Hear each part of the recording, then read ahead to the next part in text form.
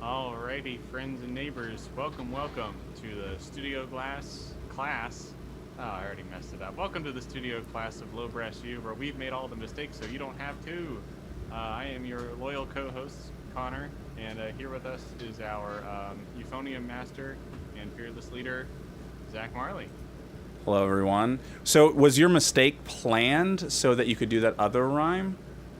No, I think I said Low Brass Studio Glass for absolutely no reason. But it works because your rhyme was we make all the errors so you don't have to. Oh, that's true. That made it even more effective. So you should have just said yes. I should have said yes. But alas. So sorry to everyone who missed us last week because we didn't stream. Sometimes life gets in the way, unfortunately. And we both have separate lives, and separate things can get in the way. And it's a busy time of year. I think a lot of people, for a lot of age groups, a lot of different situations, like all my college students are just like, yeah, we're doing too many things right now. It's like, I know the feeling. It's pretty much what, like, if you're like anywhere even remotely close to the world of school or academia, October and November are just like rough. Like, it's just hard. Yeah, this isn't the best Trucktober I've ever had.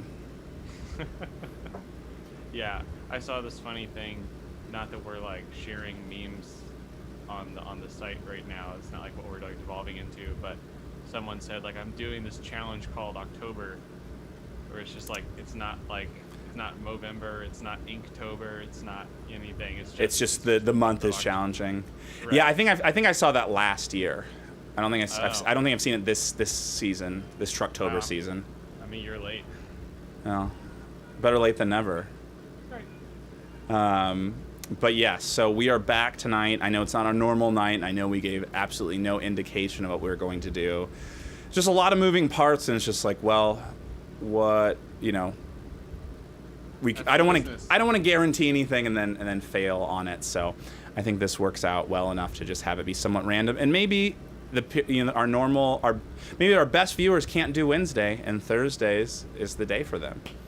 Maybe Thursday is the golden day. Right. I mean, you know, the world of low brass, it's just a fast-moving business. Right. A lot of ins and outs. You really can't predict. The volatility is just too much. Right. A lot of things going on. Definitely. I'm living in a world. I'm swimming in hot jazz right now. Yes, and that's like live on the trumpet out there, right? I assume it's not just blasting music. No, it's just vibing. I turned my trumpet records up as loud as I could. Yeah, No, that's the jazz is happening right now. Cool.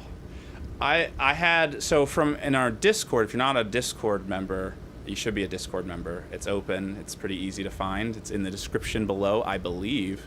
If it's not, I'm sorry. It's supposed to be, but you can find it. It's definitely in the description of most videos. But someone in the description, or sorry, in the Discord, asked about the number of valves you should have on a tuba, and they're looking at used tubas and they're trying to figure out something to buy. Hello, headache.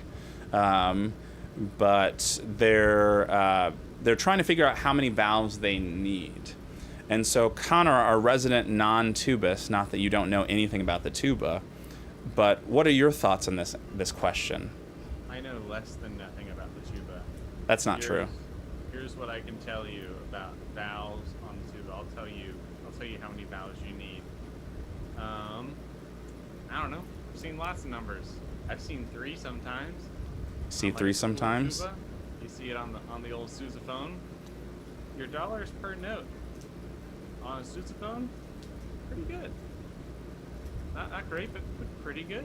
Yeah. Your dollars per valve, that's probably your best ratio.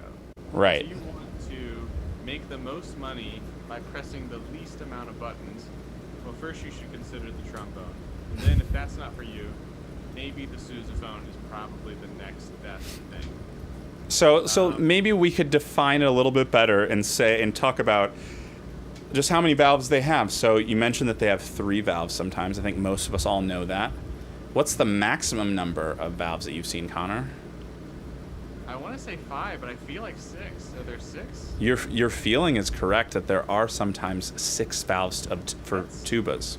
I don't understand why. Like, what is the benefit of having 6 valves? Like, Right. What type of tuba has 6 valves, and what do the extra ones do? So first of all, it's just like Six Flags rules.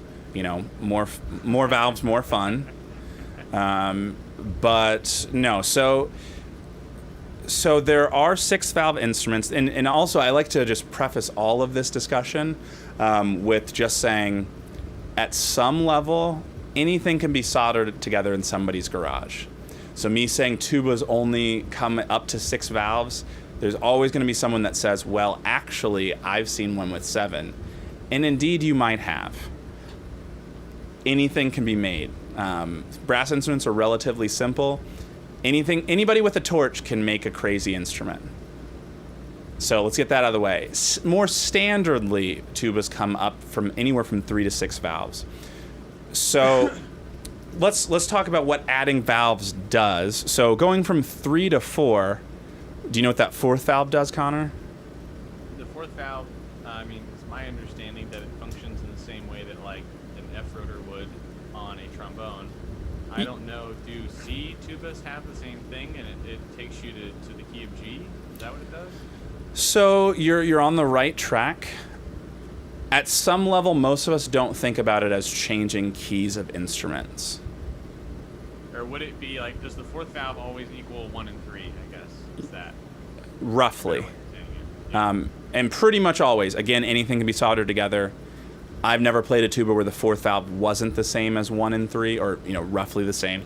Usually it's a little bit longer, and it helps with some of the intonation concerns, right? So with trombone, you put the slide where it goes for those notes. On tuba, we have to kind of hopefully get the right amount of tubing based off of pushing down some combination of buttons. 1 and 3 is generally going to be a sharp fingering. 4 is often better. But you could always pull a slide, depending on the tuba's configuration, to make 1 and 3 longer and therefore not out of tune or not sharp. Or sometimes you might need to play that note sharp, and 1 and 3 works better. So it's not a blanket statement, but essentially the 4th valve replaces 1 and 3, which has 2 essential benefits. And so one way of looking at it, if you're going with a trombone analysis of it, is that it does the same thing as the F attachment, which is more or less true. What are the 2 functions of the F attachment? C natural, B natural for me. I don't know about other people. Right. So you're able to play some notes in different places. That's kind of true. It's a little less of the same sort of concern, on a tuba, doing this and this. That's it's not the difference between this and all the way out here. That's not quite as much of a thing. So that's kind of a concern only on trombones, although the pitch sort of stuff does matter on tubas. The other thing is, how many more notes does it add for you on the trombone? A bunch. Right. And it also adds a bunch on tuba.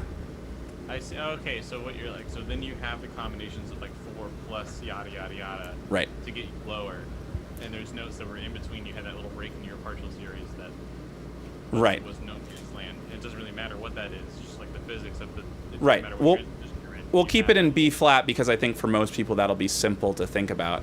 But yeah, on a 3-valve instrument, it's the same thing as a trombone without a trigger. B flat A flat G, G flat F, E. I see. Then you're done until the pedal note. And then you can do that same thing, but then you don't have past that. Although past that on tuba is kind of irrelevant anyway. It is quite low. You get to off the piano, and it's kind of pointless for most things. So when it comes to the 4th valve, we do get the same amount of notes as the F attachment tenor trombone, but it's not, since we don't have the fine adjustment of a slide. We struggle to play some of those notes in tune with those options. So imagine if you know how you kick out the slide to play like a low E flat? Right, it's like, it's longer than just 3rd position. Imagine if that wasn't an option. So that's tricky. So now you have a sharp 4 and 1. So, that would not work for you. So you'd have to do another option, which would be actually, like, imagine that you still have those 7 positions exactly where they are, and even then, they're probably not exactly in those places when we're talking about valves, but for the sake of the argument, they will be. So you can either play that note sharp, 1 and 4, or, perfectly in a normal 3rd position, or you could go out to 4th and try to play that note, which actually might be closer. Especially because the 1 and 2 combination is probably a little bit sharp, unlike our 4th position, because we can put it exactly where it goes. Right. So it ends up working out somewhat, but and then if you pull slides, then it's a trombone kind of anyway, with just it's not perfectly set up. So the point is it adds notes, but we still don't have that low note before the pedal, like that low B natural if we're thinking on a B flat instrument. Unless it's a compensating 4-valve, which we're going to pretend that doesn't exist for the sake of this conversation.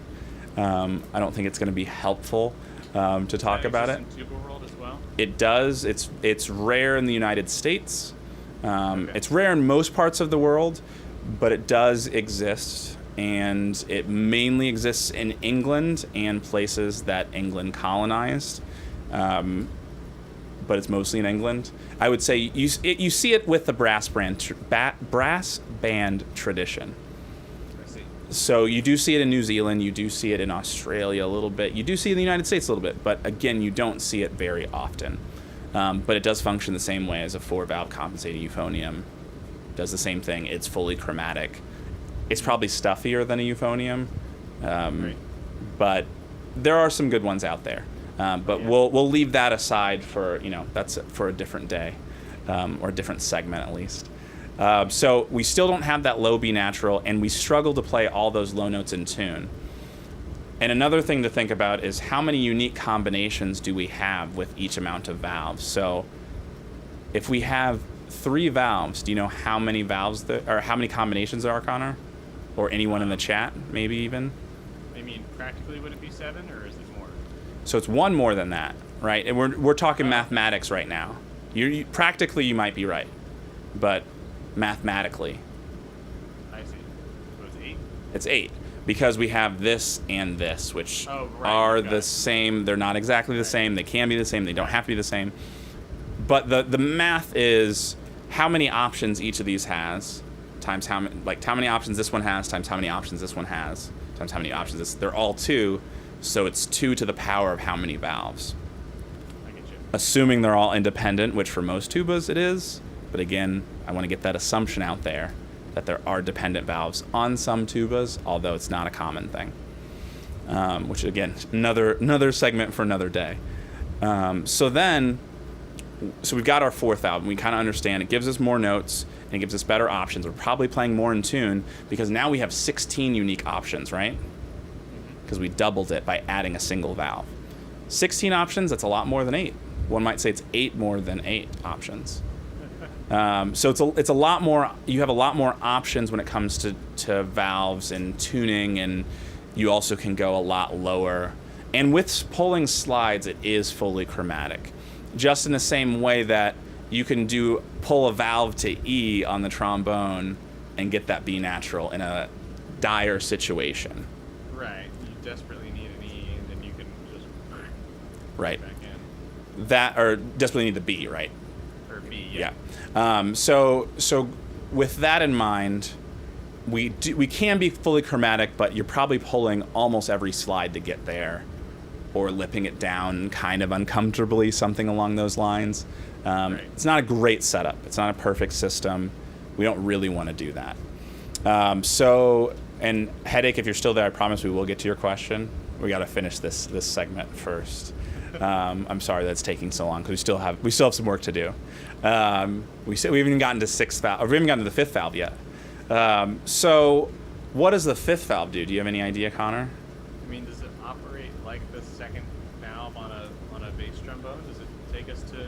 Oh, it does not. I have no idea what the fifth valve is. So there's a reality that you could think of every valve changing the key of the instrument. And if we go back in brass history, that's essentially what they did, right? They had, first they just had bugles, and then they had bugles with, or like natural horns with different crooks, right? Right. So you'd pull out this crook or... Crook. Right. So you'd have to change keys to play your 5-1 in the new key, pull out this slide, push in this one, now we can play 5-1, yay. That took a lot of time. You can think about it this way, but even with trombone, do you really think that you're playing an F instrument when you use your trigger? Is that really how your brain's thinking it? Maybe. But that's probably not how most of us are thinking about it. Not most of the time. I'm usually just thinking about the note that I need and the combination of moving this and going like this that I need to get that. Right. So the fifth valve doesn't really operate that way, and there are a few different variations of the fifth valve. We'll pretend like there's mostly just one. Because like there's just one. Because although this isn't like a 0.0001% of the time, it's the other way. It's like 95 and 5 or 90 and 10 of what the fifth valve does. But the other one does exist. I currently have 2 students of my 10 tuba students with this longer fifth valve. So with that sample size, Your statistics sound off. My statistics do sound off. I think that globally my statistics are still pretty close. But the point is it doesn't always exist, but it does somewhat exist. So the fifth valve, kind of the way that we can explain it in trombone terms, I think is the most helpful. You know how we talked about that low E flat problem, right? Mm-hmm. Of not being able to kick it out the right amount. On most 5-valve tubas, the fifth valve essentially works where 4 and 5 is a perfectly in tune E flat, assuming a B flat instrument. Oh. And then the longer version is 5-2-3 is an in tune low E flat on a B flat instrument. Again, that changes with each key. So you can see how that might be helpful, right? Yeah. Because now we have that note that's in tune. And how many unique options do we have now, Connor, or anyone in the chat? What was it before? 16? When we had 4. So what is it? 64 unique valve? 32. Multiply by 2. Right? Oh, I thought we went from... Oh, we're going 4 to 5. Yeah, you're Right. 4 to 5. They're 32 unique. Again, assuming the fifth valve is not dependent, which does exist. There are multiple tuba models with that. Big Mouth Brass, all of their tubas are like that. A couple others here and there are like that. Again, don't worry about it. That does screw up the math. That math is weird. We won't worry about that. I think that math would be 2 to the 3rd times 3. So 24. I think my math is correct. At some level, the math is not... Well, the math is correct, but is that what it is? But I'm pretty sure that is, because it's like the 4th valve has 3 options. 4th, right. Nothing, and 4th and 5th. I think my math is correct. So the 5th valve, again, doubles our options. We now have 32 unique combinations. And thinking about that from terms of like low B flat down to pedal B flat, we have 32 combinations in that octave. So when we get into these low notes that we didn't have a good fingering before on a 4-valve instrument, we probably have something that can work. Right. There's probably something. But it's not necessarily perfect. And then even with the shorter 5th valve slide, we are fully chromatic. We can play that low B natural on a B flat instrument, all 5 down. and we can basically we can pretty much play every note without huge manipulation, although, we can always zoom into pitch and get more and more accurate. Right. So we'll get to 6 valve, and then we'll talk about why we would have 6, or why we'd have 5, or why we'd have 4, or what, when we need them or when we don't need them. So 6 valves, again, a lot of it is that it doubles the options. So now you have 64 unique fingerings on every partial. That's a lot. Again, we should be able to find something that works. Right. And what that 6th valve does, again, we usually talk about it in like whole step, half step sort of terms, and that it's a flat half step. I think that that's slightly a misuse of that, because it's a flat half step if you use it by itself, and it's usually over here. In that case, it's a flat half step. But if you use it in conjunction to every other things, it's not necessarily a flat half step. So that's an important thing to know. So we use all 6 valves. We usually can play the pedal with all 6 valves. So just like on a double valve bass trombone, assuming it's B flat with an F and a G flat valve, all the way out with both valves is a pedal B. You can get that pedal B flat either in first with nothing or all the tubing, right? So, which allows for a couple of things. Like a perfect example is the Vaughan Williams tuba concerto. You have F to G flat. On an F tuba, that's this. On a 6 valve F tuba, it's all 6 to 5, the main 5. Which is a big difference in compression change, and just works out a little bit easier overall. Right. It's a lot less moving parts and tubes opening and closing. Right. Lot closer compression wise. So when do we need these things? When do we want these things? How important are they? Going from a B flat tuba, I personally wouldn't buy one without a 4th valve, but the 5th valve, I would say, is a luxury. You lose that low B natural. Keep in mind that's the lowest B natural on the piano. You almost never play it. It's very, very rare that you would play it. And, that kind of low E flat is a pretty rare note, which is the first note that having the 5th valve is really helpful if we're going down. And you can still play it, you just have maybe not the right amount of tubing, and you have to lip it up or down or pull a slide. So for me, a 4 valve B flat tuba is just fine. I would consider buying a 4 valve B flat tuba. For most companies, adding a 5th valve is like another $1,000. So it's like, how badly do you want it? Not $1,000 bad. Right. If you don't really need it, and the other side of it too is it's an extra twist and turn. If you're never using it, theoretically the sound and the playability is not as good for no practical upside if you never use it. Right. So how many times are you going to need a perfectly in tune low E flat that, like, we'll go back to that dollars per note. How many low E flats are you going to get paid to play to pay off the $1,000 right. that it costs to get that thing added onto your arm? Generally speaking, not a lot. Right. There are excerpts that have it, there are band pieces that have it, there are solos that have it. But if you're just playing in a band or something, it probably won't be a big deal. And the important thing is that you can still play that note. Right. It just might not, you probably just have to pull a slide. And is that something you could easily do in real time on the tuba? It depends. I would say yes on front action tubas and no on top action tubas. Oh, no.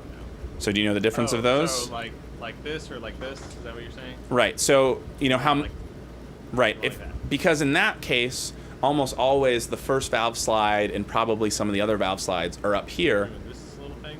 And on my tubas... People do that. Yeah, I don't have my tubas out right now. But those I have, they move, with gravity. Like, I have metal stoppers so they don't fall on the ground. So I can make really fine adjustments just like a trombone slide. So... professionals, that's most of the time what we do, and that's why top action tubas are bad. There's another argument that they're better because the valves work with gravity instead of having gravity, forcing them this way, but they're moving this way. If you're talking about... that only helps you one way. Well, but there's spring. Just thinking about the valves always having a gravitational pull going down, they're kind of always rubbing a little bit unevenly. Like they can't be perfectly, like they would be, like, I understand. Well, they're parallel to the ground in that case. Right. So there's gravity that's pushing them this way. It's pushing it this way, so like this side to side can never be perfectly side to side in theory. In theory. But no, I mean, yeah, we don't really worry about that. I think that logistically does make sense, but we need to pull those slides, so we just look the other way. Yep. So to answer your question, in some tubas it's easy, some it's not. So if you have a 4-valve up here, good luck pulling that. You're probably going to have to decide, is 1 and 4 that's not enough tubing good, or is 1, 2, 4 which is too much tubing good, which generally too much is better than not enough in the low range. But the right amount, or close to the right amount, is better. So for a B-flat tuba, it's not that important. Let's go to a C tuba for the 5th valve. That first note that helps is the low F. That's a really common note. You think about how many band pieces are in the key of B-flat, and you're playing 1, 5, 1, 5, going down to low F. Right. That 5th valve is... That note being perfectly in tune and slotting right where it goes is kind of important. So to answer Rain's question, are you a band director? I am not a band director. I wouldn't describe Connor as a band director either. Both of those answers are complicated. Yes. But I can understand why you would ask, given Zach's polo shirt. Yeah, my athletic polo. That's a band director polo. Hey man, it's the perfect amount of dressing up for a lot of scenarios. It looks good. Thank you. It's a great polo shirt. I now have several polo I think I have like 6 athletic polos or something like that now. This isn't my Tarleton one, or this isn't one of my Tarleton ones, but it works because it's the same color. This is my Northwestern one, but you can't see the logo.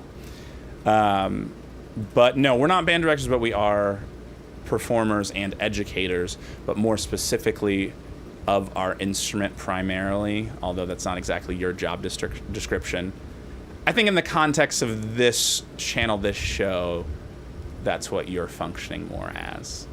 Yeah, I'm a little bit of a freelance, and I'm a public school teacher. Right. But I don't direct a band. Correct. I think you would be closer because you technically have ensembles that are under your control. I do direct a trombone choir, and I have directed a euphonium ensemble in my day.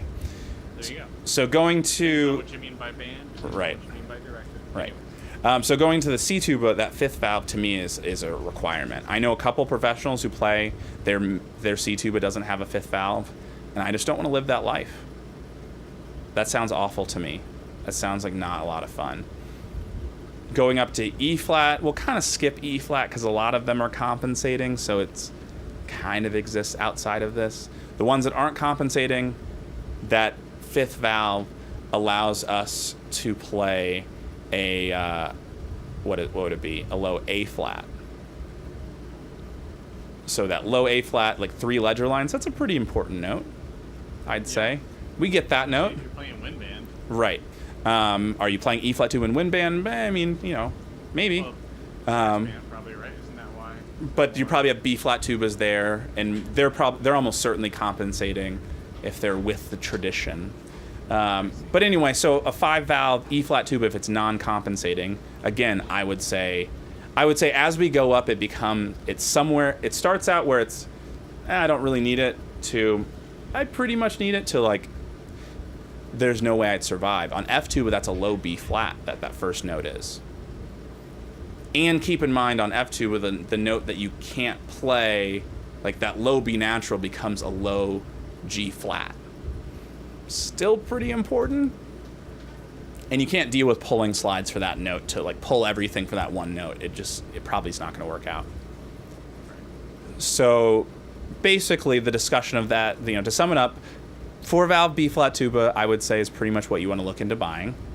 And then 5 valves for C and up. When do you think 6 valves might make sense? Do I think 6 valves would make sense? Yes. I guess if you had to play,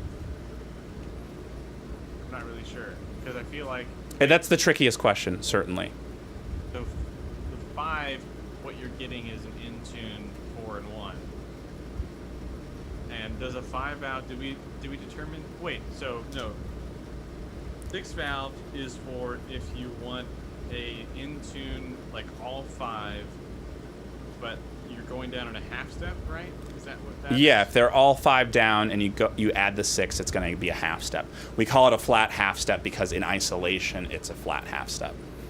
So it's helping you with the compression of instead of going like this, you do this. Right, that's one spot, and also again, it doubles the options. Right. It's giving you more possible in tune, or just a whole bunch of scrambled out of tune versions of notes that you already have. Right. So 6 valves is probably the most helpful when we're dealing with F tubas. There's some musical lines that play better on a 6 valve F tuba than a 5 valve, like every time basically. I see. The Vaughan Williams is a perfect example of that, which most of us play on F tuba, and there's a 16th note line that the first 2 notes are F G flat. Right. And then there's an unaccompanied piece by Ben Miles called Contraptions where it's F G flat F G flat. Right. That could just so be what's going on? You have all these fixes that you're doing for the intonation as you go down, but every time that you fix something, you've added more tube, and so the problem that you're solving with the 6 valve is not another intonation issue. It's really more of a agility sort of thing. Except for other times, maybe not. Well, yeah. I mean, keep in mind as the trombonist, you're used to just like you put the slide where it goes. Right. I just boosted my gain. Maybe that's better. Ooh, yeah. I probably should have caught that. Sorry. That's all right. But yes, sorry for all those that couldn't hear Connor. He wasn't saying anything anyway. No, I'm just kidding. I wasn't. No, I'm sure they could hear you, just a little low. But yeah, so the 6 valve is, I would say the 6 valve is never a requirement. But it can be helpful. Most days I don't want a 6 valve on my F tuba. The days that I do, I really do. I mean, not even really do. It just would be nice.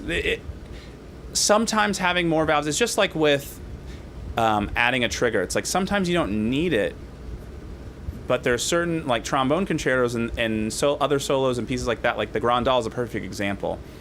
You don't need it at the end of the first movement, but playing a B flat with the trigger makes it so much easier. Or playing an A flat major, or a better example, a G flat major scale without a trigger, you don't need it. Do you need it? Helps. You know? I think A flat major scale is the one where like you truly don't really need it. Right. You can do it, but it it's can't, cool to go, you know. Right. It can be handy, but with the G flat, it's like, I mean, good luck playing B flat to C flat quickly. Right. Like you need that. So like it's a hard time. We were talking about that yesterday or the day before. Yeah. So yeah, I think that's an important thing to kind of think about with the valve thing. So sum it up: B flat tuba, 3 valves. I would rather not. 4 valves, cool. 5 valves. If someone's like, here's this 5 valve tuba, I would never say, oh, I'd rather have a 4 valve. 5 valves is better, technically speaking, but is it worth the $1,000 or however much it might be? I don't know. C tuba for me, my main C tuba would never be a 4 valve instrument, or at least I guess I would say my only. If I had another tuba when I needed a 5th valve in those somewhat rare occasions, you know, where I truly needed it or it made something really easy. I know people who have that where they have a 4 valve C tuba, but they also have a 5 valve. That's fine. F tuba 4 valve is a waste of time, assuming it's non-compensating, which they do exist. So 6 valves is never necessary, but it can be handy. So we'll end that discussion and actually get to some of these comments. But I think it was a helpful it's a very long-winded discussion, and some of that was even abbreviated. I won't lie that there are more things that we could talk about, and we disregarded a few somewhat key details and it was a bird's eye view, although it took a while. How are you going to use 5 valves at once? Just because this is relevant, I'll answer this one first. So you would use 5 valves all at once when you're playing the note that's above the pedal.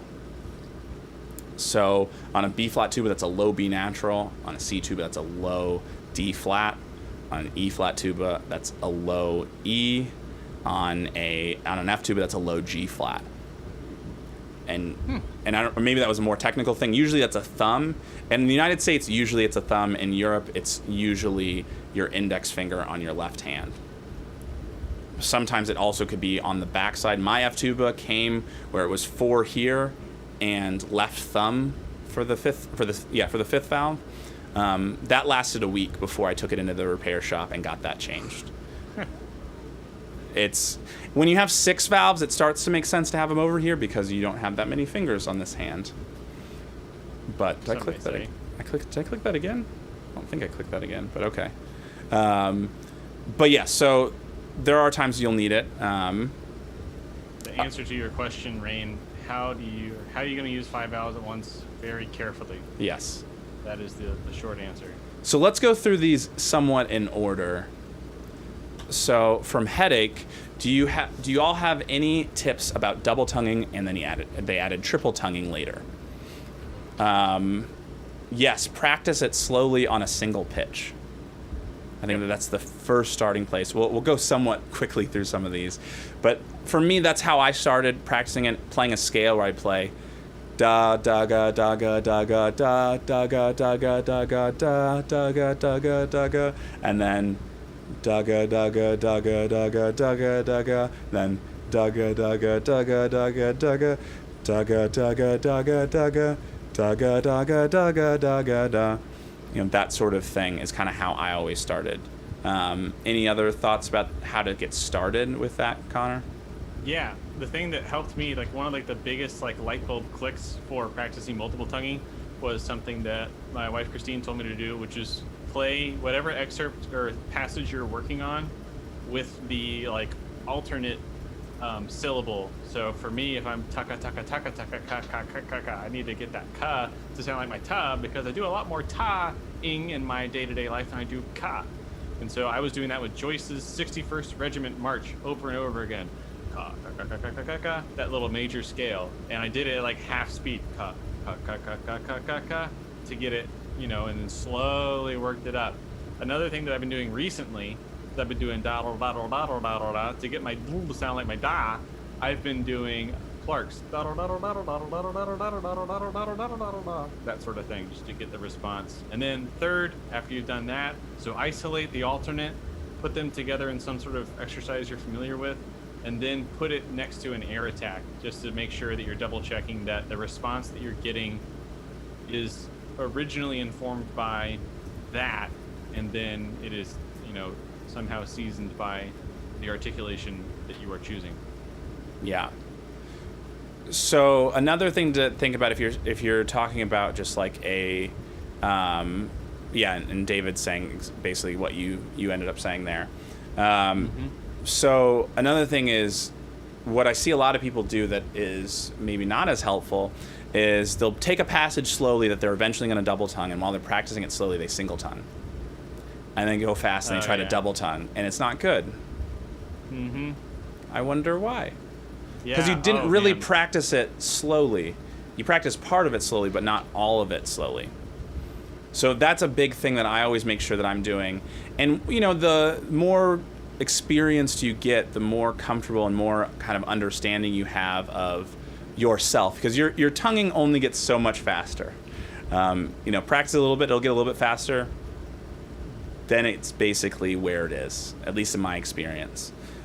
So I think thinking about that, it's I know where my single tongue might lead me astray and break up on me. So certain pieces I know that I'll have to double tongue, even when I'm starting to do it. So I think that's something to kind of think about too, is making sure we're doing it that way. Any closing thoughts on multiple tonguing?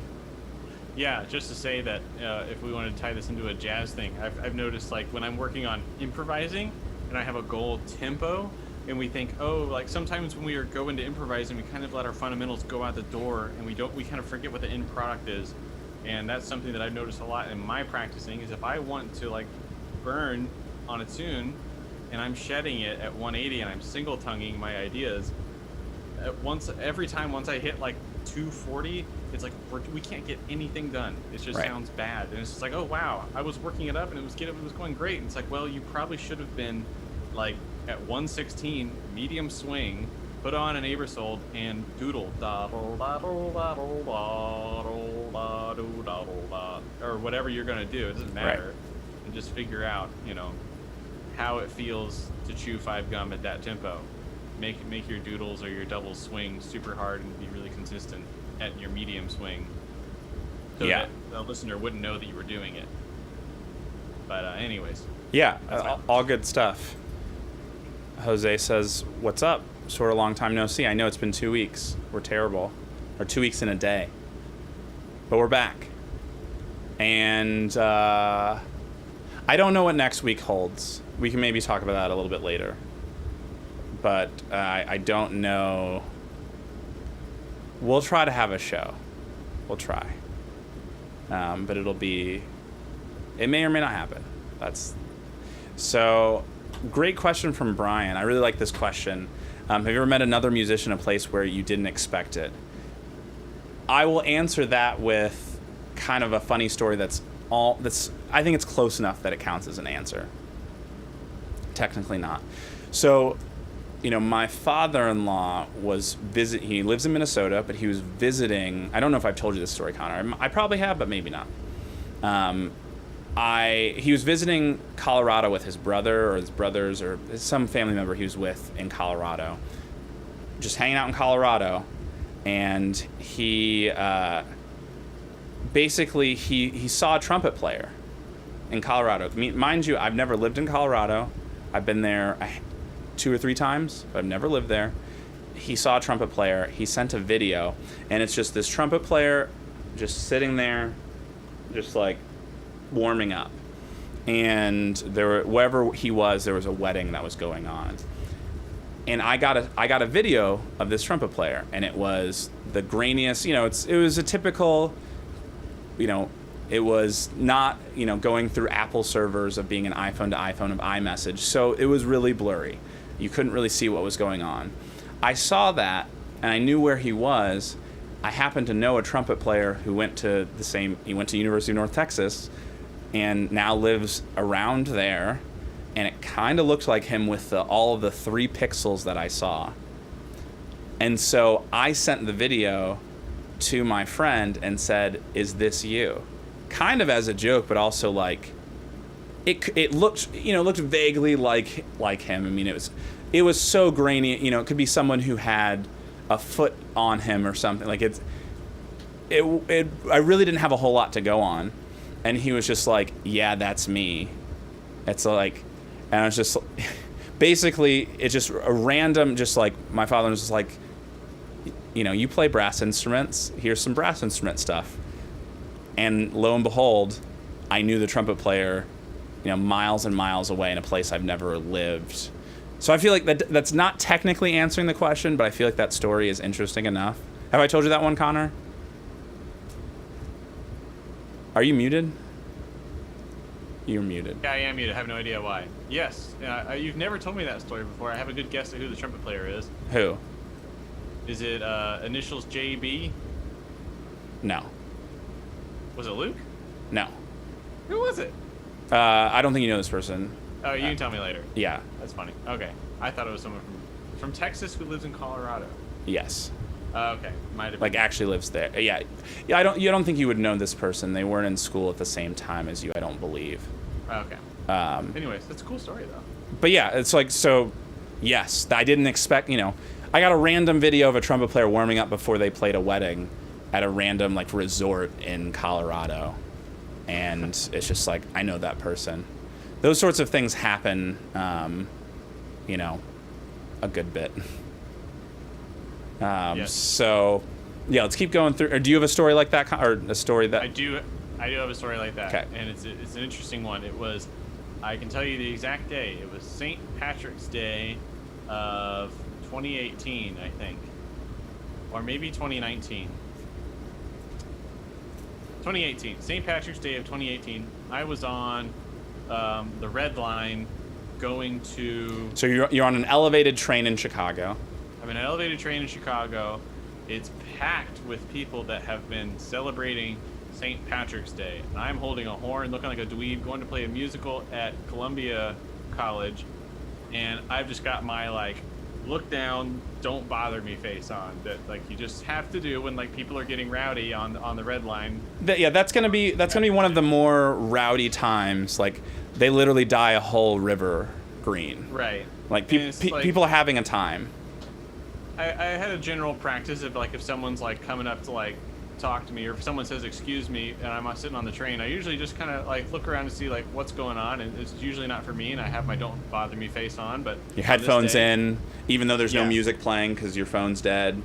Correct. You're just trying to just enjoy your time on the train. And anyways, I got an excuse me, and I'm like, okay, I guess someone just really wants to chat me up on the train. They're looking right at me, and I'm like, oh boy, like, here comes St. Patrick's Day. Like, what's gonna come out of this person's mouth? And he goes, is that a trombone? And I'm like, yeah. And he goes, oh, like, I just got done reading the Philip Farkas book. And he was an older person who I wouldn't have thought was gonna give me a lecture on brass pedagogy. I hadn't read the Philip Farkas book, and I learned a ton from sitting there and talking with that person on the train. And it taught me to, you know, keep my ears open and be willing to listen, even in places where you're not expecting it. Yeah. It was a good learning experience for me. Yeah, that sort of stuff. I mean, it's crazy how small the world is at times. So let's go to Rain's question. Do you have to be in high school to actually go to the all? I'm getting some phantom clicks for some reason. Not really sure. I know why, I think. Okay, that shouldn't happen again, hopefully. Do you have to be in high school to go to an all-state clinic? Depends on the clinic. I mean, maybe. That's kind of specific to the thing. I bet if you just wanted to learn, someone might let you just learn. I imagine if you are younger than high school age and you express interest in wanting to know, like, the proper channels of learning at etude for all-state, I don't know a single band director in Texas or anywhere that would be like, no, you can't come learn more about music. Yes, I agree. But each situation's different. You know, maybe sure that could exist. It might be, at this point, it might be like, hey, we have enough people signed up. Like, I know right now, the amount of people in any one room is being counted in a lot of places, and that's something that, like, it would be worth asking beforehand right now. Right. Just for that reason. So headaches, you know, kind of also, we talked about the double and triple tonguing. So practicing the TMEA etudes that require triple tonguing. So that third etude, it looks like they kind of got that figured out. So here are a couple of thoughts on that etude, because that etude, I'm not even going to lie, that's the single etude for all the low brass instruments that took me the longest. It's that etude, and especially with the multiple tonguing, if you never have used triple tonguing and you're expecting to figure it out in a month or two, I hate to say it, but it might not happen. And what I would probably recommending is going slightly slower than marked so you can single tongue it. Mm-hmm. You know, there are a couple things with brass playing, especially, that takes some time to develop, and if you're waiting until you have to do it, it probably is too late. Range is one of those things, both high and low. Multiple tonguing, things like lip trills, those sorts of things. It's unfortunate, but you might not be able to get that down that quickly, and that's okay. Mm-hmm. But you should start learning and, like, trying to figure out how to do this multiple tonguing stuff. But in general, I would recommend most people probably going under what's marked. In general, I think going under but playing it better is generally a good idea. Yes, I would go ahead and second that sentiment and say that if I had to go this weekend and play that etude, it would be slow. And I would say something to the effect of, if they commented like, hey, like, it was clean, but you were lower in tempo, I would have said, oh, sorry, I just kind of started at a slow tempo and I wanted to keep the time. And they'd be, oh, yeah, gotta keep the time. Right. They'd be much happier to hear it and hear all the notes played well. And I'm saying this to you, and I'm saying, as the listener, I'm also saying this to the high school version of me, that every single time I had to go in and play an etude for any audition ever, I had this, like, tape rolling in my head of, like, someone Conrad Herwig just blitzing through it, and I was like, I'm gonna try that. Like, even though like there was some little tiny frontal lobe that might have been growing that was like, no, play it at the tempo you just practiced it last night when it was clean. And I knew that, and I heard that thought go through my head too, and I was like, wow, look at it go. That's a good thought. And then I just played as fast as I could. So I understand, like, you're gonna get in the room to go play the audition, and you're gonna think, now is the time that I will ascend to Mount Olympus of tempo. And you might get really lucky and play it super fast, super clean. But if there's a tempo that you've done it perfectly before, I would strongly encourage you to start there. Even though you're going to have really big feelings when you go into the audition room, if you're anything like me. This is all anecdotal evidence, of course. But yeah, and I mean, part of it that's worth mentioning is that not every person or not every judge judges the same way.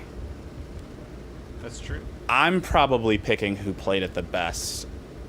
I'm probably not preoccupied with tempo.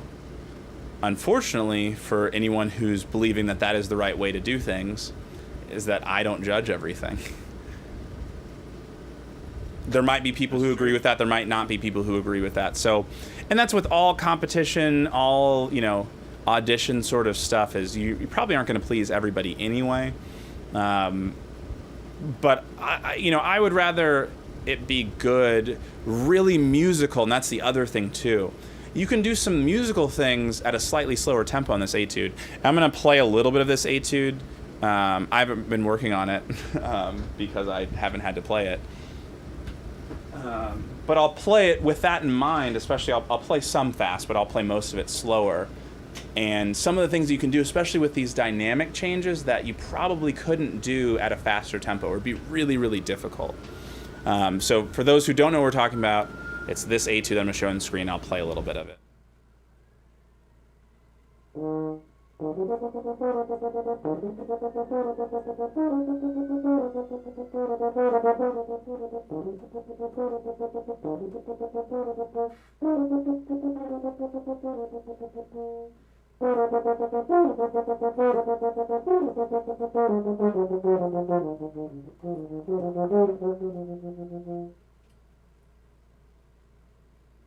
So especially those sorts of things, that pseudo piano, you can do that a little bit more effectively at a slower tempo. It's easier to get some breaths, leaving out some notes.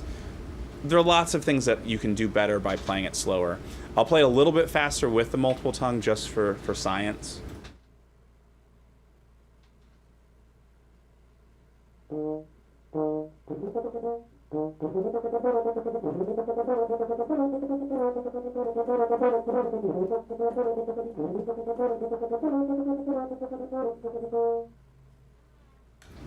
So that wasn't perfect. I would pick the person who played it better but slower.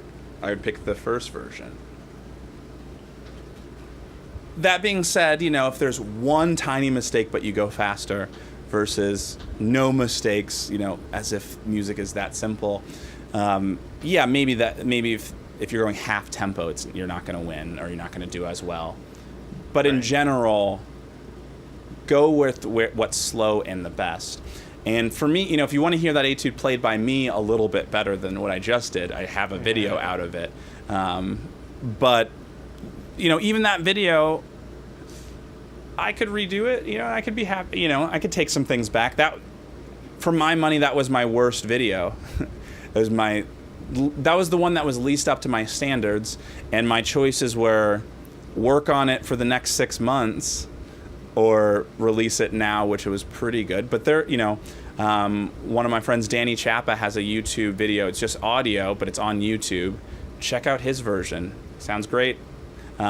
David Childs just put out a recording. I don't know if it's on YouTube. It probably is, or it probably will be. But Connor actually shared it with me this morning on Instagram, David Childs. And you know what? I'll admit it. As hard for me it is to say, David Childs is a better euphonium player than I am. It's brave of you to I know. say that. It's something so controversial yet so brave, right? Yeah. David Childs is one of the greatest euphonium players that's ever lived, and definitely one of the greatest euphonium players that is currently living. I'm not the best euphonium player in this zip code. I'll put that out there. Because I assume he lives he probably doesn't live in the same zip code, but same area code. You never know. I don't. Definitely same area code. I suppose I could be the best in this zip code. I might be the only one in this specific zip code, but in this area there are a lot of really good players on euphonium, and those Danny Chappa's videos are really, really, really good. And if you go back to a few years ago, the Houghton Horns one where John Romero on trombone is playing this etude, that's really great as well. Obviously, it's a different instrument, but John Romero is really great.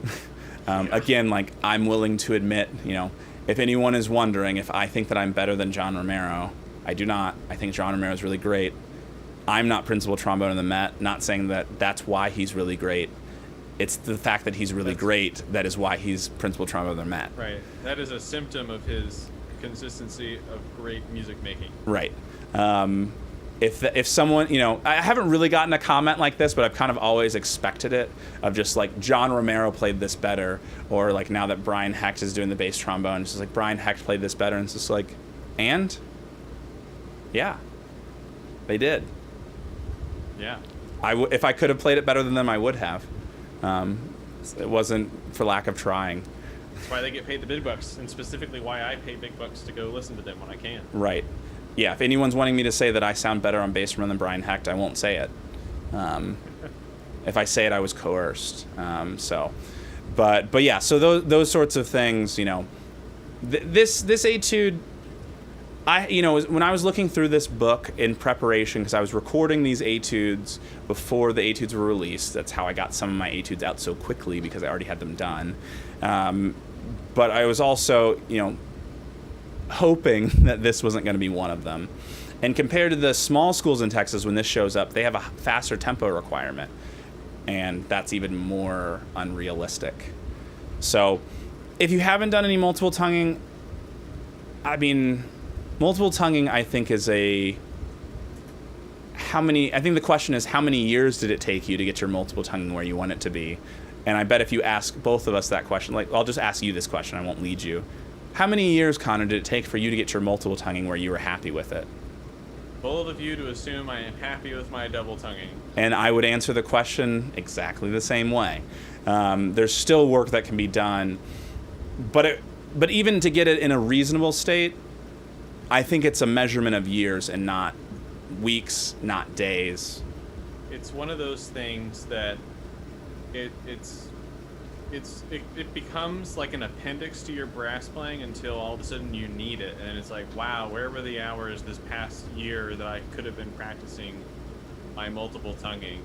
And that doesn't mean spend an hour doing your multiple tonguing every day. It's impractical, but it's something to check on regularly. And I think we've had conversations of talking about other things, but this rule still applies. If you probably overestimate what you can accomplish in a day, you probably overestimate what you can accomplish in a week of practicing.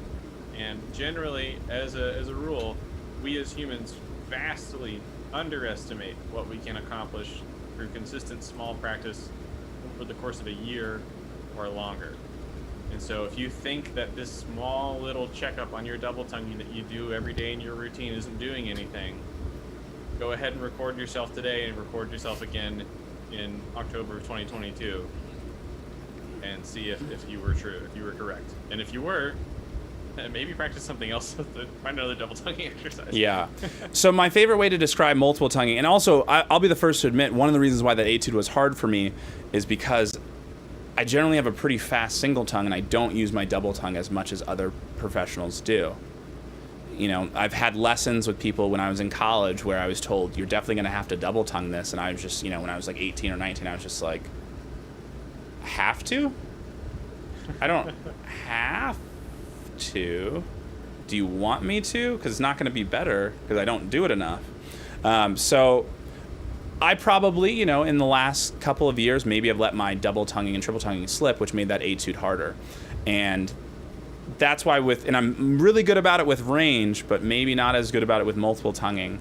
But there's a great song by Sugar Free, If You Stay Ready. And I quote this song when it comes to these sort of things. The hook of that song is, if you stay ready, you ain't got to get ready. I like that. That's So- much better than the Ben Franklin, rather have it not needed than needed not have it. I think so. I like that. Stay ready. If you stay ready, you don't have to get ready. So when it comes to multiple tonguing, if you're one, we're kind of treating this as you never were ready. So one, you will have to get ready for the first time, but then you will lose it if you don't use it. And so you have to stay ready, especially if you're playing tuba. You almost never multiple tongue, and then you play Scheherazade and you have to multiple tongue, and it's really hard because you never do it. Or your other solos and things too. There are plenty of pieces that you do have to for most of us. But no matter how fast, Headache is talking about having a fast single tongue, and I'll say this to myself first. That's no excuse to not work on a multiple tongue, because we're all gonna run out of luck at some point. Yes. So yeah, it just is what it is, and that's something that I definitely think about. But it just is what it is, and range is the same way.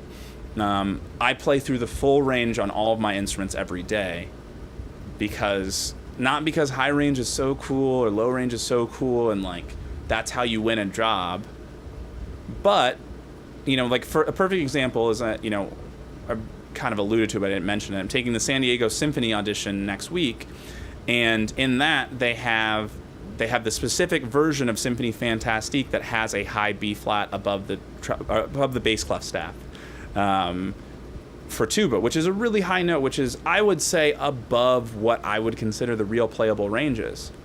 I play that note every day in practice. Therefore, when I have to play it, it's there.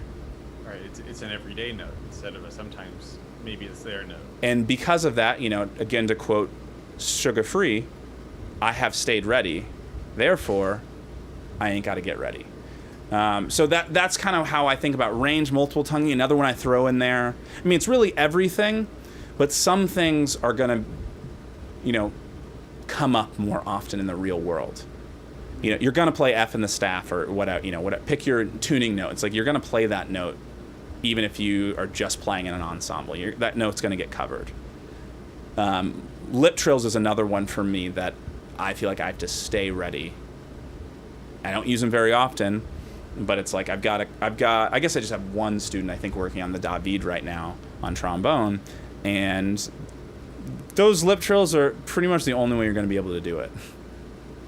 And especially in demonstration, we've had this conversation too that like we're going to work on it, and he's really close. I think he might be able to get it by jury week. There's a reality that just may not happen by then. But if he keeps at it, he'll be able to do it the next time he has to play that piece or something that has pretty much a mandatory lip trill. So if you stay ready, you don't have to get ready. Maybe put that on a T-shirt. We probably owe Sugar Free some money. Probably. But let's see.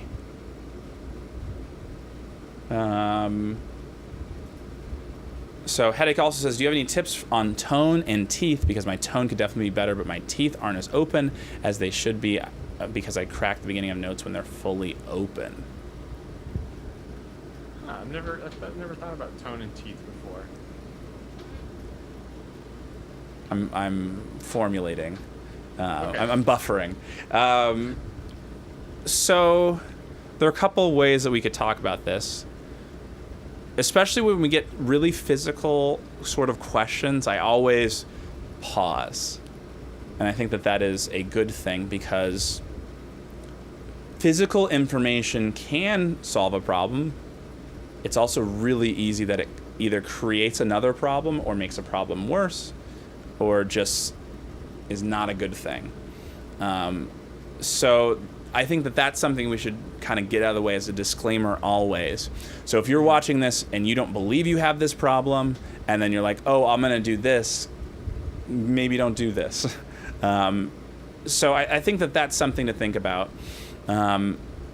Fully open, I think that's a question of what does that mean. Depending on what brass instruments you are, I do tend to have some guidelines of how open your teeth should be, but it's very rare that I bring it up. when I'm teaching. Most physical things I don't tell you explicitly, and at least that's my personal way of teaching. I'm more the lead you to this on your own than say this is how you do it, because I think in a lot of times you figure out the best way to do it in certain ways. Do you have any thoughts, Connor? Yeah, it's one of those things of like I don't know how to solve physiology that's not my own, and yeah, and that's a good point. It's like you're a different human being than either of us. Right, like I don't know what it feels like to have your teeth, and I never will. So unfortunately, I mean, it might be something. So euphonium. So okay. I think with that playing euphonium portion, I think part of that to think about is maybe that there is such a thing as too open. And in general, if I'm going to say something about how open or how far away the teeth should be, when I'm talking about tuba, they're further apart than trombone and euphonium. I see. So I think that's maybe something is that, again, you hear so much about be as open as possible, those sorts of things. Sometimes there is too much of a good thing. I don't think anyone who's playing euphonium or trombone, or even probably tuba for that matter, has their teeth as far apart as they possibly could. It'd be hard to make a buzz. It'd be hard to do a lot of things. Even with a tuba mouthpiece. That's not going to work. So, maybe that's something to manipulate a little bit and try a little bit more, but not so much more. Right. But again, if you were my student, I wouldn't be talking to you about that probably. I would try a lot of other things that are more sound driven, and if they absolutely didn't work, that's the only time that I go into some physical thing. And I hate when I get these sorts of things. So my band director says everyone's teeth should be as open as if they put their thumb vertically in between my teeth. But like y'all said, I feel like it's different for everyone. Totally. Yeah. Just in that sort of regard, is everyone's thumb the same size? I have tiny thumbs. I had to. I've got proportional, but they're large. Very tiny fingers all together. They had to go find the special sizes to figure out how to fit my wedding ring. So that's also what dimension is it? This one or this one? He said sideways, so I'm assuming that it's like, well, which way is up and down? Which way is your vertical thumb? So again, it's like sometimes where it's like we have more questions than we started with. I feel like. Yeah, now I'm confused. There's one thing I'll say. And this is something one of our old teachers, Tony Baker, used to say this to me a lot when I would ask him really technical, kind of like gear-ish physiology questions a lot, just because that was like kind of what I was curious about in my development at that time as a player. And most of the time he would say, Connor, if it feels good, it will probably sound good. Was generally, he was like, if you're playing as naturally and as fluidly as possible and you're letting the horn resonate and shake and it's free to move about the cabin and you're not inhibiting it, then the horn is going to sound good and it's going to be cool. And if you're straining to make your physiology match something that you think is ideal for the horn, usually that stress that you're putting on yourself is going to come out somehow musically, whether it be in the tone production or in the mechanical movement between pitches, or it could open up a heavenly host of problems. So I would say go with your ear. Let your ear forever guide your teeth. That's what I would say. Yeah, and what I might say is that everyone's different. I agree with that statement, and definitely every instrument is different. Ooh, yeah, that's a good point too.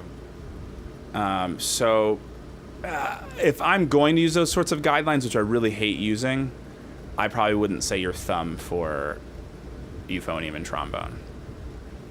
Not saying your band director's wrong. I'm just saying that's not generally what I have taught if I'm going to teach that, but I avoid it like the plague. Mm-hmm. We should get to some other things. Yeah. Let's see. So Eli said that there's a piece that I have to double tongue on this cycle. yeah, it comes up, and especially, I know where Eli goes to school, and I know how hard some of the music that they play there is, and even on tuba, Eli plays tuba. A lot of times on tuba, you don't have to do that, no matter if it's the hardest band literature, and then you get one piece where that's the only way that almost any of us can do it. There's always someone who can single tongue faster than you, but for the most part, we all have a reasonable limit where you cannot play all music as it gets very fast. So, let's see. What song would you force your worst enemy to listen on repeat? I don't even want to entertain that, because if we go too deep into that, we're all going to be thinking that song. I know one. I'm going to play it. No, I'm not going to play it. It's what's the one? The boo-doo, doo-doo-doo, doo-doo-doo, doo-doo-doo, doo-doo-doo. We're gonna get copyright strike. But no, probably not. But is that In Walks Bud? That might be. Or is it Lullaby of Birdland? That's not Lullaby of Birdland. I know what you're talking about. Boom, boom, yeah. boom. Yeah. I had a roommate, Elliot, who used to play that. I think it was like for something that might have been for his Glenn Miller audition. It was like one of the tunes they had to play or something. Yeah. It was around the time that he was sending in a tape for the GMO for the first time, and he just played it so loud every day. And I know what that did to my mental health. And so if I ever had to like have a tune that would loop, it would just be the first A of that song over and over and over again. Yeah, it definitely has to be something that feels like it's going to end but doesn't. I mean, there are studies. I mean, this is definitely a weird place to take it a little bit, but music has been used for torture. That is a thing that has existed. It should be banned, and it is not currently allowed by the powers that be that, somewhat govern all of our countries. I know about this because it came up in an ethnomusicology class. But really? I think the example that they gave was that it was I think it was like the Barney "I love you, you love me," and it wasn't that it was always on, because that doesn't do it. It's that it would be very loud, but it would stop and start at random intervals. Oh, that's just the worst. So that's something, if you really want to research, there is some research that has been done about that sort of thing. I believe that's the example that I remember. We're calling on a class that I took a couple of years ago at this point. But, so, Cuzdoes, I hope I'm pronouncing that correctly, says, how do I develop a good tone on the tuba and implement vibrato alongside simply playing high notes consistently? A lot to unpack there. There's a few questions in one question. So I think the first thing, good tone, that's a complicated question in itself. How do you develop good tone on any instrument? I think the starting place for me, and this is something that I've had a lot of teachers, the only teacher that we've both had definitely talks about it in this way. You need to have a clear model in your head. You will not make the world's greatest tuba sound if you do not know what the greatest tuba sound is. I don't think. I think it'll be difficult to do. So I think the first step is just listening to a lot of great players. I mean, it sounds crazy, but I literally used to fall asleep listening to tuba players play when I was in late middle school, early high school. I was literally when I got the Gene Percorni excerpt CD, I would fall asleep with the whole CD on repeat. That's not a joke. Wow. I was not doing that in middle school. I probably wasn't doing that until high school, but that's the sort of thing that I was doing, or listening to. I didn't have a lot of albums, and we're talking about a time where there weren't a lot of streaming services. No, and you could illegally download pop and rock and punk and alt rock, but we would never do that. We wouldn't, and we didn't. Clearly, I mean, yeah, but. I remember, my family had a Rhapsody subscription, and to put it in perspective, with Rhapsody, so it was a streaming service that was kind of it eventually like merged with Napster, I think. But anyway, the way that it worked with my phone, I had a 2 gigabyte micro SD card on my phone. And I could, if I plugged it in every month, it would keep letting me play these songs, and I could fill up that 2 gigabyte SD card. So I had 2 gigabytes of music on that phone. And I remember Rhapsody did have like a couple Oystein Bodsvik albums and a couple of other things.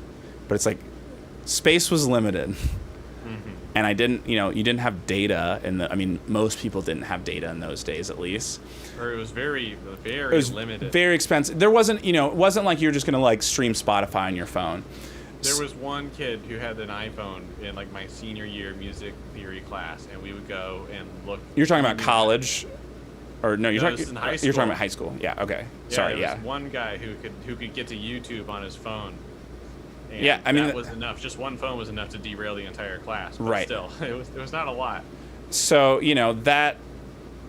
But in other words, and again, YouTube had almost nothing on it. YouTube, as far as low brass land, what I remember from the early days was Christian Lindbergh videos, Oystein Bodsvik videos, and like we're talking about like 2 or 3, and Tuba. Those were things that were like VHS tapes that somebody had like digitized and put onto YouTube. It wasn't like they were making this for YouTube. Right. Tuba Dillon had some videos. I'm sure that there are other videos on YouTube at that time of brass instruments, but especially I would listen to those 2 videos of Oystein Bodsvik a ton. I'd listen to like Christian Lindbergh playing Shardas by Vittorio Monti a ton.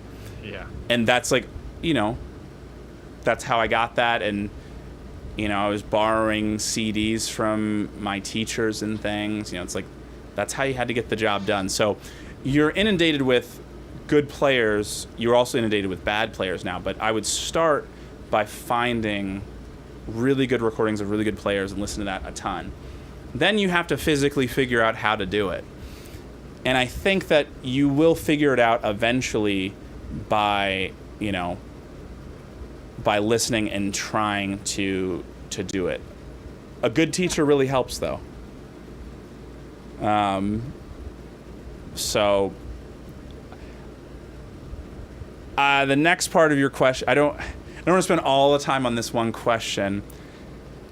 Especially with tuba, if you're asking about good tone, that would lead me to believe that you're not happy with your tone. If your tone is not where you'd like it to be, or where your teacher would like it to be, for my money, we don't talk about vibrato yet.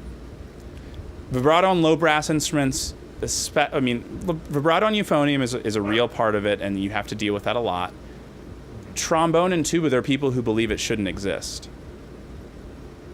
I think it should exist, but the amount of time that you get to use it. I was working with a student with some orchestral excerpts, and I just told him, I was like, do you know how often I use vibrato on tuba in an orchestral audition? It's almost never. It's not never. Sometimes there's a solo, but removing the solo, it's not necessarily never. But some people believe it should be never, and I would say the strongest that I would go in the positive is very, very rare.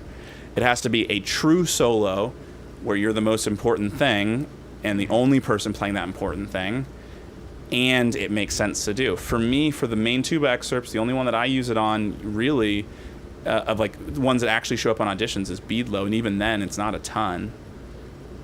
So again, for vibrato, if you're not making the best sound yet, I tend to stay away from it. Even on euphonium, I have my students doing that, because if you're not making a great sound, adding, I think Eli, the stream is a little bit behind. Eli immediately is just like, what about Beadlow? And it's like, yeah. That is an example. I do use it on Beadlow. I use it like generally starting about halfway through, unless they want a euphonium, but I'm playing it on tuba. If I'm playing on euphonium, I assume that someone wants a more euphonium concept, and so I use more vibrato when I'm playing euphonium. But that's the example. Mahler 1, that's a solo. No, I don't use vibrato on that. Meistersinger, people call that a solo. With the section string basses, I don't use any vibrato on that. I really don't use a ton of vibrato in orchestral auditions, pretty much at all. So alongside simply playing high. I mean, we're diving into it, but do you want to take that one, Connor, especially because that's pretty similar across the board? Yeah, the quick answer that I think is like the house answer for how do I play high notes here on Low Brass U is if you don't live up in your, like, if you don't spend time living in your attic, you're not going to be able to hang in your attic. And so it's just touch it every day, do it. But not if it hurts. If it hurts, we stop. Doing what comes naturally, or whatever Cole Porter wrote. Yeah. I would just stick with that. You're trying to get the copyright strike. I know. I'm really, really messing with us and pushing the limits. But yeah, arpeggios help, long tones help, like reverse evil Remingtons help. You know, just slow and steady wins the race. It's more important that you do a little bit every day.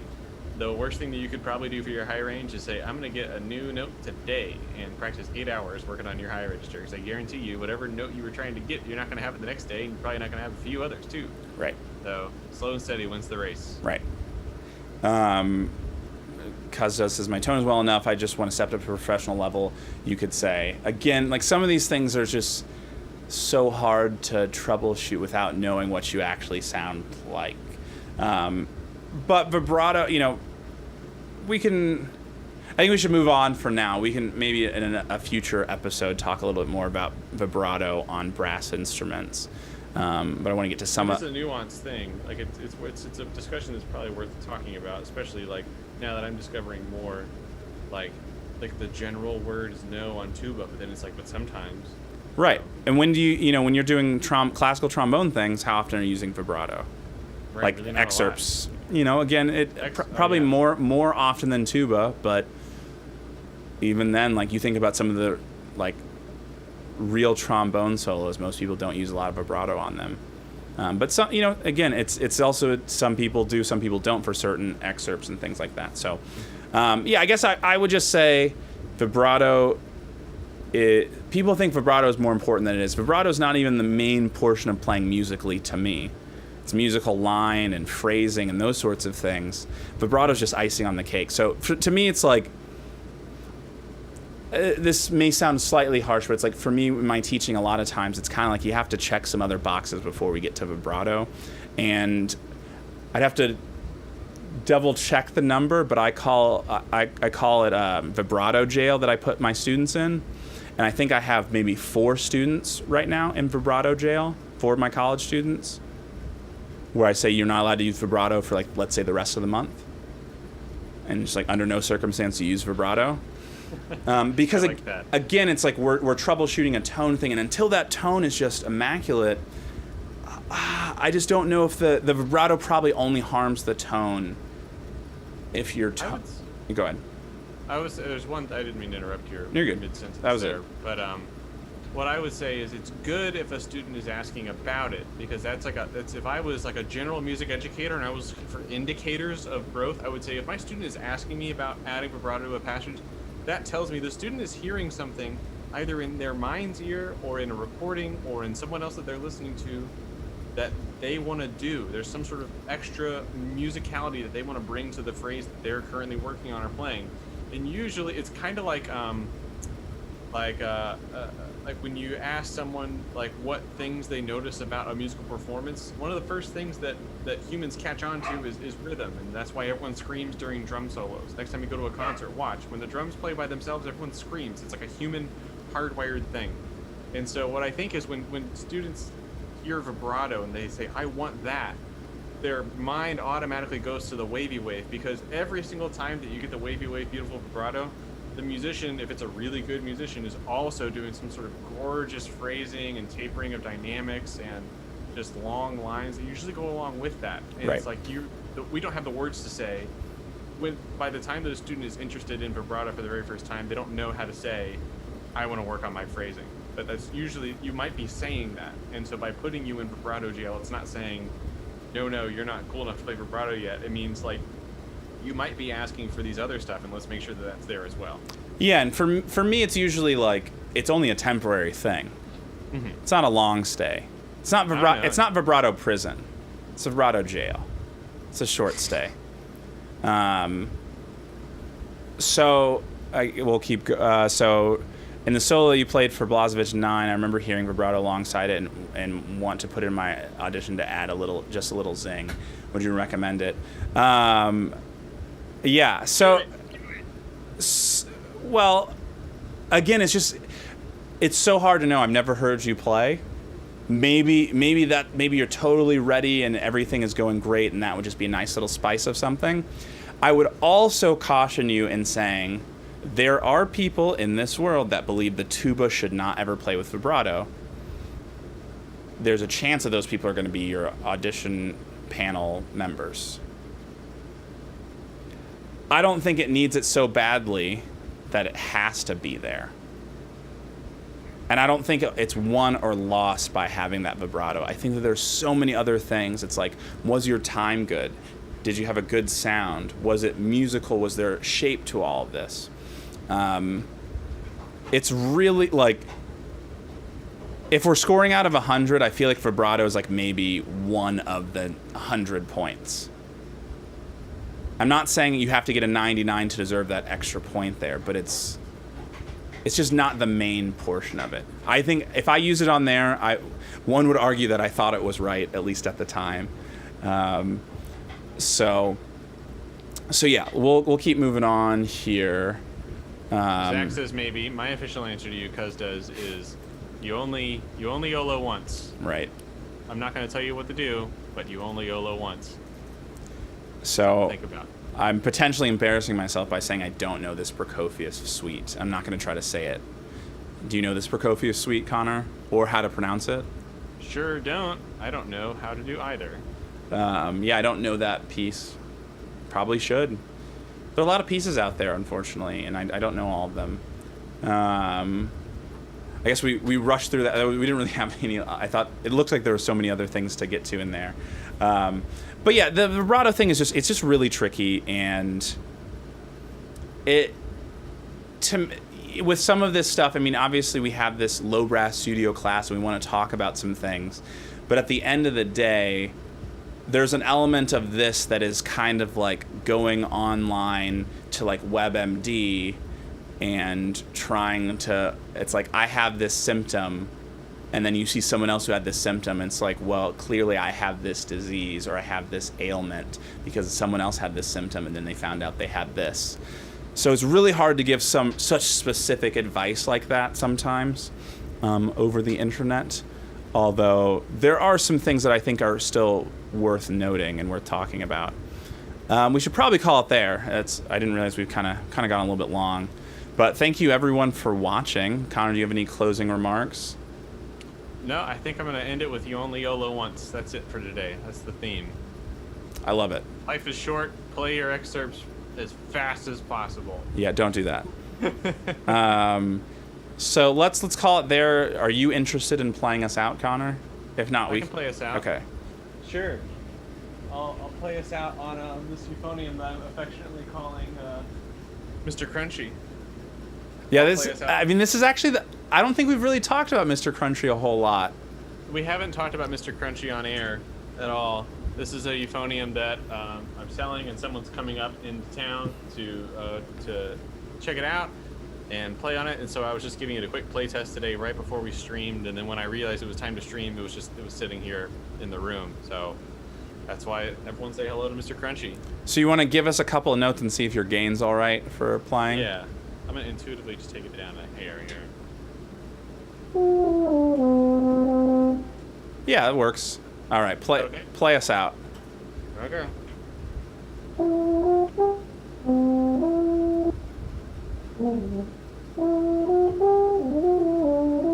Please don't play melodies.